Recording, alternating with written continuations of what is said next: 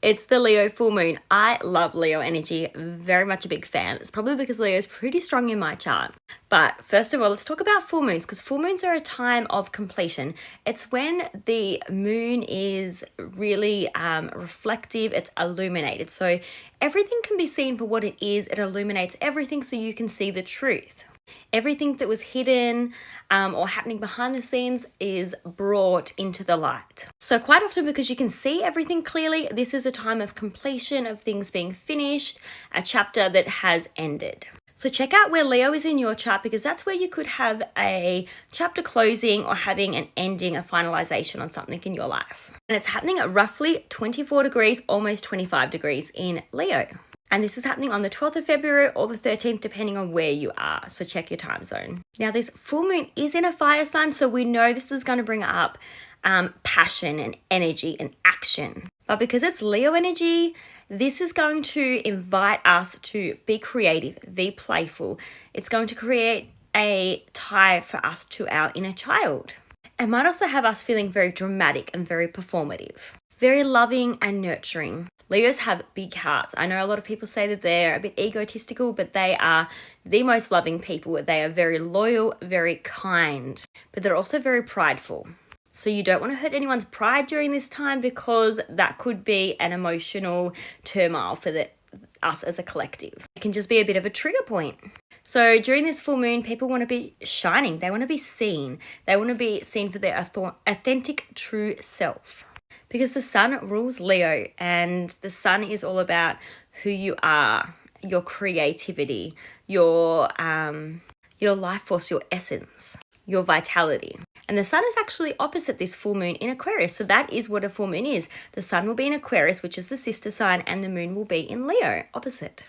So there are going to be themes of that Aquarian side to this as well. So the humanitarian, the rebels, the quirky ones. Themes of friendship and groups and community will come up. Also themes of internet, technology, innovation. But if we go back to Leo and dig a bit deeper, Leo rules over the spine, the back, the solar plexus, our heart chakra as well. It can be connected to our heart. So just be aware of those sorts of things, because health-wise, for anybody that has first or sixth house activations or anything to do with the ruling planets of those houses in their chart, they could have health things pop up around their spine, their back, that kind of thing. And then in mundane astrology, the sun is often linked to world leaders. So think politicians, kings, queens, the royals, celebrities, just anybody that's kind of famous, because it links to leaders. So definitely a time where we could hear a lot in the news about our leaders, and especially because the sun is in Aquarius, this could bring up themes about humanity and what our world leaders are doing on a big, large world scale. But during this full moon, it's a great time for releasing. So again, releasing anything around that Leo house in your chart, and just figuring out, I guess, what's happened since the Leo new moon.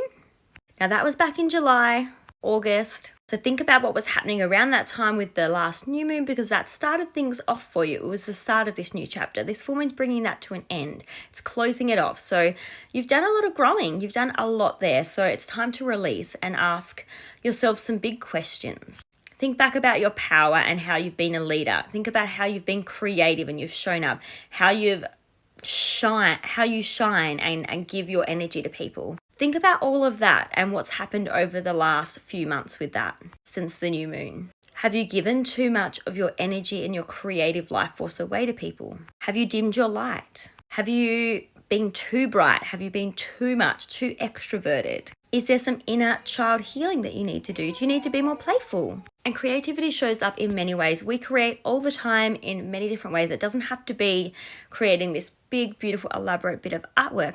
Creativity can be moving your body. It can be dancing. It can be any form of hobbies, because the fifth house, Leo, and the sun do rule over hobbies too. So whether that is anything creative, anything you're doing to move your body, that is all creative life force. When you're dancing, you're in your head creating dance moves and rhythm. You're moving your body. It's still creation, even if you're not thinking about it too much. Singing, writing music, writing poetry, handcrafting things. So whether it's like crocheting, knitting, doing something in the garden, creating garden beds, creating vision board, creating a journal, or creating a product that you're going to kind of sell, like an ebook. That is all creative energy. You're creating something. Whether that's digital art, anything at all, it is still creative force. So it's a great time to kind of lean into that with this full moon.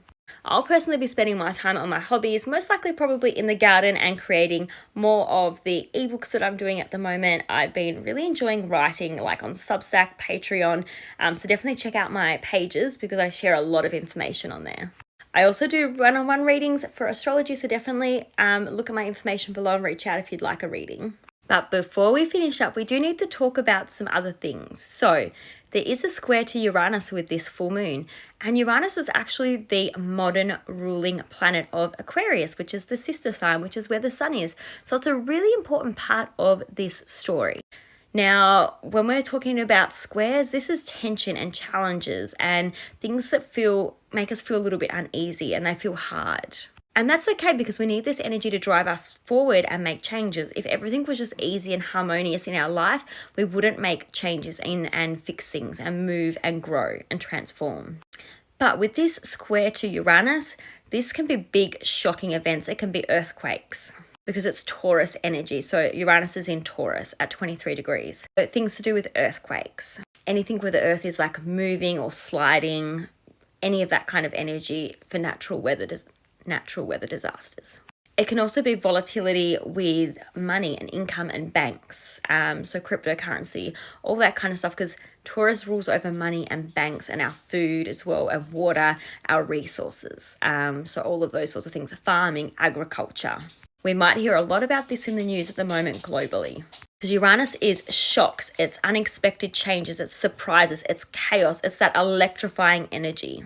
It's like a storm of electricity. Be electrical problems too, and power outages at banks or something like that. Or through the internet. Is the internet maybe being disturbed, blackout somehow? But what a lot of people don't actually talk about is the traditional ruler of Aquarius, which is the sister sign opposite this Leo full moon. And that is Saturn, who is in Pisces. So this again is bringing the sense of boundaries and issues and challenges, because Saturn is very contained, it's very restrictive, it's very much about hard work and discipline and limitation, and it's in Pisces energy. So this could be around immigration, spirituality, religion, pharmacies, medications, vaccines, charities, and of course victims, or the victim mentality. But it can also bring a lot of healing and transcendence. But we do need to be careful of the lower vibrational energies of that Saturn in Pisces. It's also going to tell us a little bit about this story that's happening right now. It's showing a need for compassion and a love that is unconditional. But it's also asking us to not play the victim and not have that victimhood mentality. Not turn to substances to put a band-aid over our wounds. Not to hide, not to be delusional, not to be in a fantasy world, not to be a liar or deceptive, but to turn within and connect to our spirit and find a way to ground ourselves through these times, because next month is going to be quite challenging. And this is a pretty big full moon that we've got going on because of that square to Uranus. So we definitely need to ground ourselves and sit with ourselves and really know that we're safe. But I hope you guys have a beautiful Leo full moon. As I said, love this energy. I know it's a square, but for me personally in my chart, this is actually a really nice actual full moon. And that's why it's important to check out your chart, because although it does look challenging as an actual chart, and the world events might be challenging, it might actually be making some nice aspects in your chart. So it could actually be a reasonably good full moon for you. But enjoy. And let's pull a tarot card for this Leo full moon. That is so cute. Knight of Pentacles. Now this makes me laugh a little bit because it's all about conservatism, routine, hard work, and productivity. And doesn't that sound like a lot of those Saturn themes that I was just talking about, as Saturn being the traditional ruler of Aquarius, being a big theme for this full moon, and the fact that it's in Pisces. Pisces links to the ocean and water and spirituality. Very interesting. But that's the theme for the full moon.